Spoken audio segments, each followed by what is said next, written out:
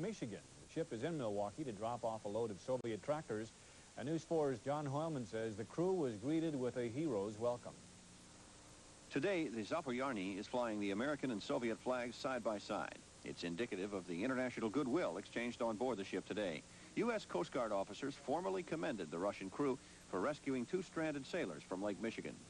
Captain, I would like to present you with this and thank you personally for your help with these sailors.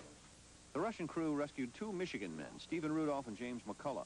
The two men survived 8 hours in the water after their yacht capsized. McCullough's second cousin lives here in Milwaukee, and today she came on board the Russian ship to thank the captain.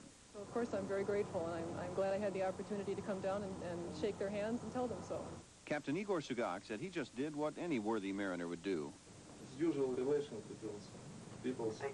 Crew members took these black and white photos of the rescue operation. First Officer Yuri Pustovarov spotted the capsized yacht from about 2 miles away. He said it took about 20 minutes to prepare lifeboats and hoist the waterlogged sailors to safety. We stopped and launch our lifeboat and rescue 2 men. That's all.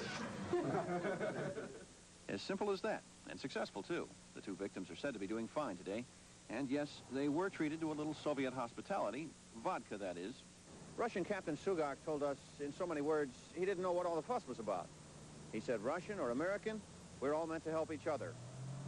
At the port of Milwaukee, John Hoylman, News 4. A 16-year-old Milwaukee.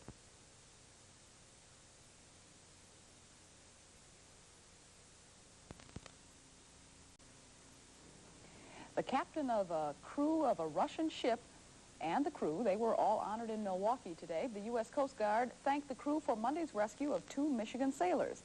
Terry Bertha reports the vessel is in the area to deliver a shipment of tractors. Politics had nothing to do with it. This Soviet vessel was headed for Milwaukee Monday when it spotted two men clinging to the hull of their capsized sailboat near Michigan. They had been there for 8 hours before this ship with its prominent hammer and sickle approached.